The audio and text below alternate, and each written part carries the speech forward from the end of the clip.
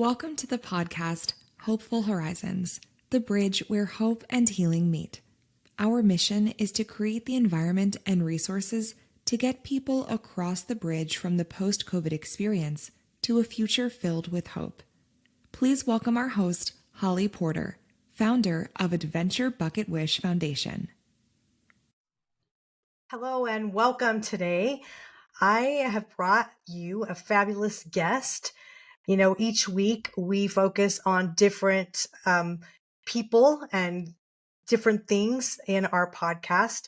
You'll hear lots of stories, but we'll also bring you people in the holistic industry, the medical industry, the woo-woo industry, whatever it is. You're going to get a taste of a little bit of everything that will help support the long COVID sufferers.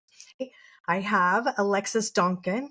She is the Destructrix, offering thoughtful mentorship and psychic insight at the crossroads moments for the secretly spiritual women. She's super accomplished in many things, from publishing and music to art and language, and steeped in herbal tea. Yay, we love tea. Alexis is the witchy bestie you've always wanted. Welcome to the show today. Thanks for having me. It's good bet. to be here. We keep these conversational, and we like to bring a different flair sometimes to the show that just will give us some different insights, because everybody has their own opinion on things. And, there's people that think COVID wasn't even real. Like, seriously, still, we hear that all the time. And so I would just like to know from you, why don't you tell us a little bit more about yourself, what you do, first of all, and maybe how you could help someone with long COVID or a caretaker in this day and age now, knowing what we know. I think it's important to just say that I had long COVID, have long COVID. I was part of the first wave. So this started in March of 2020 for me. And I think that going through that experience really gives me a deep empathy for people that are going through this, as well as other mystery illnesses. It really breaks your life down in every way. It can break it down in every way. And so understanding that at a deep level is a really powerful thing, and having someone who can support you and really see the different ways that this can tear you down. I mean, it can really weigh on you, whether you're a caregiver or you're experiencing long COVID yourself. And as far as, what that means practically, if someone was to come to me, I work with a lot of people that are going through difficult moments, or moments of confusion, or moments of overwhelm. They just need some support. They need to be seen, they need to be affirmed, and they need to know their next right step. And so a lot of what I do for people is help them access that information, whether that's coming from themselves or that's coming from somewhere else, making a game plan, figuring out, what is the top priority for you? What do we need to do to get you to a place where you feel good that you're doing what you need to do to get where you want to go? For you, it's interesting you say mystery illness, because I believe that there's so many illnesses that have come, I mean, for me included, because I have long COVID as well. All these things showed up. I was perfectly healthy, and all these things showed up after I got COVID. What does it look like for you? Do you mind sharing your personal journey in the last, almost 4 years? Can you believe that? Yeah, it's crazy. We're coming up on my 4-year anniversary. So, I mean, for me, this involved, chronic migraine. It involved fatigue. It involved of cognitive function. That was really painful for me, especially because I had always been sharp. And so losing that felt like I was losing part of myself. not having the energy to do the things that I wanted to do, not feeling strong in my body, not sure how my body was going to respond to things. Within that, I mentioned that I got diagnosed with chronic migraine, and then I also got diagnosed with hypermobile Ehlers-Danlos, which is one of those mystery illnesses. It's a genetic thing, but a lot of times it gets triggered by specific illnesses. So maybe you had some of the issues before, but they kind of come out a little bit more when you get some kind of illness. If you got mono, or you got Lyme disease or something like that, that can really bring that stuff out. And basically what that means, EDS for short, is my body responds in weird ways and does weird things, and I just have to figure it out, and I have to explain to every medical specialist that I have all of the idiosyncratic stuff. So, like the fact that I don't get fevers or like ever. And if I get a fever, then I should be in the ER and you should be giving me IV fluids. I just met last week that told me they don't get fevers. That's interesting that it's weird, but that's usually one of the first things that people ask about. Like, if you're unwell, they're like, do you have a fever? And I'm like, no, you don't understand. I don't get fevers.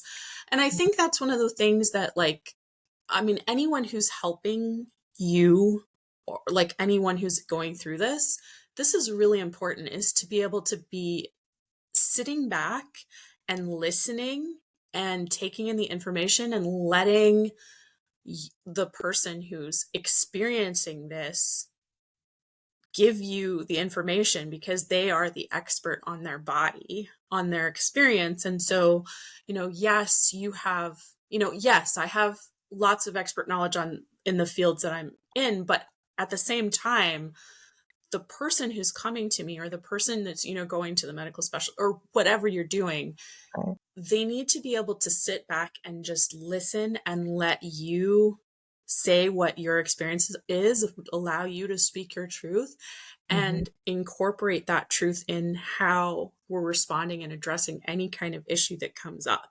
If somebody is not doing that for you, they are not on your team. And so many doctors are still so clueless that they just don't want to deal with it, right? And so they think everyone's a hypochondriac now that has long COVID, and they're real symptoms. A couple of things that came up for me when you were saying that I just want to say, and on this show, people are going to hear me say it all the time. Always have an advocate when you go to the doctor. If your advocate is your recorder on your phone so that you can play it back and hear it later, or if you take a warm body with you to your appointments, you need that, because you never know what kind of news you're going to get when they start testing. You never know what they're going to say that you don't hear, especially if you've got the cognitive things going on and the COVID fog, right? That mysterious anything. But I just want to say that when you said Lyme's, it's interesting. So I still honestly have not been tested for Lyme's. 2 doctors now I've asked about it, and they both have brushed it off because, their first thing, well, did you ever get bit by a tick? Well, have you ever been on a high dose round of antibiotics? Yes and yes. And it's like, then you took care of it. I don't believe that to be true now, because there are so many people that have had COVID that now have Lyme's, along with, every autoimmune you can think of. I agree with you. I think it just turns on. So if it's dormant, like for instance, one of my first diagnoses was rheumatoid arthritis. So I didn't have it, but I had a bunion, which he told me was basically started from that. I'd had frozen shoulder in both my shoulders over the years. And he said it was probably just kind of dormant laying there. You had little things manifest, but when you got COVID, everything just caught on fire, because I was a level 2 within 3 months getting out of the hospital. So I'd already progressed to where they wanted biologics, medication and everything. Anyway, so went down that whole rabbit hole, but it's interesting. It's real. And I think finding someone that will listen to you, I chose to go more the holistic side after walking out of the hospital with 12 drugs, being on none when I walked in. But that was my choice. I can't say that'll be a forever thing. It just depends I believe modern medicine is there to help us. And COVID's a whole new, ball of wax. And aren't we the statistics for them, right? Especially. I think that that's when people come to me, they come to me because they're looking for a specific approach. They don't want, they may already have, like, I mean, I'm more on the counseling side, so a lot of the people that come to me, they already have therapists. They have therapists. They're not Sure. coming to me for therapy. They're coming to me because they're looking for something more. There's something that they need, some kind of support that they need more. They want connection. They want that, the feeling like they're not alone, or they know that they're not alone, and they want to reach out in some active way. Right. And also to really feel like, how do I fit into this grand design? How does the way that things are unfolding for me work with all of this? What do I need to do in order to make that future that I really want to have happen? And for people who are going through long COVID, especially the ones of us who were at the very beginning, and nobody had any idea what was going on. We really needed to have any and all supports that we could have. And I've found a lot with my friends and my clients who have these, these mystery illnesses, whether there's something that was started long ago, or something that happened as a result of their long COVID journey, that it's really a more functional medicine, a more holistic experience that really supports the whole person. Because it's really important to remember that the mind and the body and the spirit, these are all connected and they all influence one another. So yes, there's a physical thing that's happening. There's no doubt there's a physical thing. I would never say that there is not. And we can do so many different things. I mean, it has to do with like the food that you're putting in your diet, your supplement stack, how you're sleeping, are you meditating? I mean, a lot of people, they joke when doctors ask you about that, but it does have scientific benefits that have been studied. And it just feels really good after you do that. You can feel really relaxed, and it just feels nice. Are you taking some time to like just be, like, are you having like these little self-care things? Are you going for a walk outside? Are you breathing fresh air? Are you doing breath work? I mean, there's so many different things. Absolutely. Western medicine has a part of this journey and has benefits, and there are times when we have to have interventions. But sometimes, we need to take a look at some of the ways that we can tweak our care. My own journey, my body is like a canary in a coal mine. So I can't do big shifts. I have to look at small ways that I can support my health and change things. Because even a small thing can have like a crazy impact. If I get the wrong supplement, I can jack my cycle. I can end up having flares. It's terrible. But if I get the right supplement, suddenly I have more energy and I'm able to exercise better and I sleep better, all these different things. So looking at it from like a holistic perspective, and like before we even got on, we were talking about rest and pacing. I I really want to. I don't know if like you want to jump in here. I'm just gonna, Let's jump in there. No, that's good. I but love it. I love it. It's okay. important, especially right now. We But just come out of the holidays. yes, I Perfect. so I and that's one of the things that I think it can't be stressed enough, is the importance of pacing. And I think that, I don't know about for other long COVID people, I think this is a common thing, but one of the biggest lessons that I learned was taking a break. We, in this day and age, there's this push that you don't have value if you're not being productive. If you're not doing, then you're not, you're not important. Nobody cares about, like, stuff, go away. And the biggest thing I think is acknowledging that, no, actually, you are valuable no matter what. It doesn't matter if you can't do things like you could do before. It doesn't matter, where you are. You have value and you are important and you are worthy just as you are wherever you are in your journey. And it's safe and good to rest. It's safe and good to schedule breaks. It's safe and good to have days where you do nothing. And that's fine. That was a hard lesson for me. Oh, But once I learned it, it has been so good. let me ask you So a good. question. What would you share with the Yeah. listeners right now when we talk about pacing? So somebody that actually has a 9 to 5 job, whatever that is, they're going to work, the grind, it's like they don't have that luxury maybe of pacing as much, maybe because someone's over them, a boss or whatever.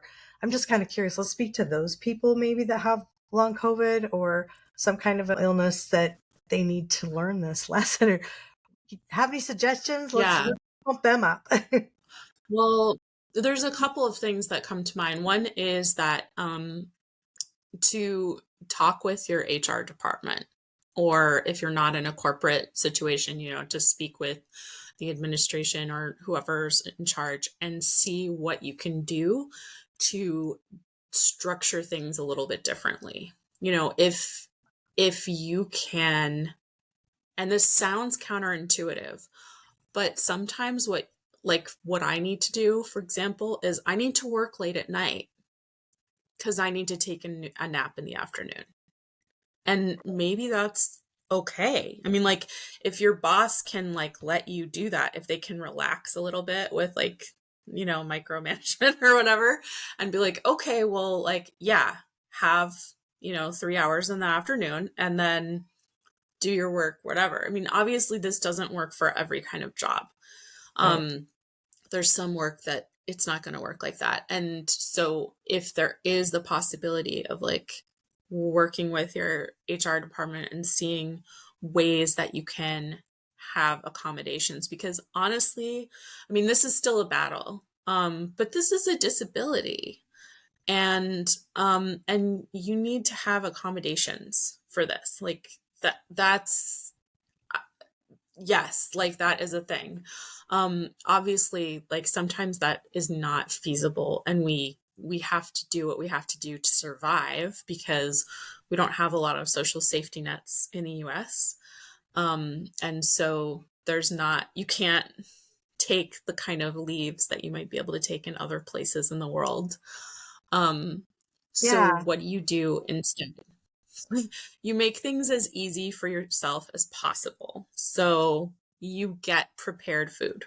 You batch things and you go with the easy recipes. You set stuff up so you don't have to think if you put your clothes out the night before kind of thing. Whatever is the most important, that's the thing you get done, and you don't worry about the other stuff. There's a lot of things that we do every day that isn't actually important, but if we just focus on doing the important stuff, then it's fine. The thing that actually has to get done, what's the most important thing that you have to get done today for your work? What's the most important thing that you have to get done for your kids, for your marriage, for yourself? And seriously, just asking this simple question and just spending a few seconds on it and giving yourself that space. Because honestly, if you do that, it will help everything so much more. What is the most important thing that I need to do for myself right now? I call those trivial many and critical few. I'm a checklist person. I love to make those check marks. Check, check, check. I did this. So proud of myself. I did this, this, and this. But if you did 10 things that were just trivial many, but didn't do that one or two critical few that really were the most important things, none of those check marks, they matter because they got done. But if you do that every day, then you're always going to be behind, and feeling behind is Mhm. going to put you in overwhelm, which is going to add more stress, which is going to raise havoc on your body. I mean, stress Yeah. is definitely, when people, I mean, I personally believe a lot of us that got sick and continue, it's more of an emotional thing than it is physical. Like it manifests physical, but I feel like there's some kind of a root emotion attached to all these things. And like for instance, I hold a lot in my eyes, and they're really red, and lately they've been getting worse. Like I get the floaters and all Mhm. that from long COVID, but like I mean, they're so red when I wake up in the morning. I always have to use eye drops, which is, I feel like a dependency, right? But I can't get them to get cleared up any other way. But when you look at Mm. the root cause of what causes red in eyes of, as far as emotion, it's anger. And so Mm. it's like, oh, so how do I release some of that anger I've been feeling so that I can do that? And when my energy's cleared up, my vision clears up. I can see so much clearer. It's amazing how that works. So I'm just saying sometimes it's just stepping back, and you could probably help people with that too that talk to you, just figuring out like, Yeah. that's the one thing I've noticed with long COVID. No two people are the same. No two people have the same symptoms. They're crossed over and they're similar. But when you're talking about 200 known symptoms that have Yeah. manifested from Yeah. COVID, 200. I mean, I Mhm. think I've had half of them at some point in my Yeah. journey. I got so sick. Same.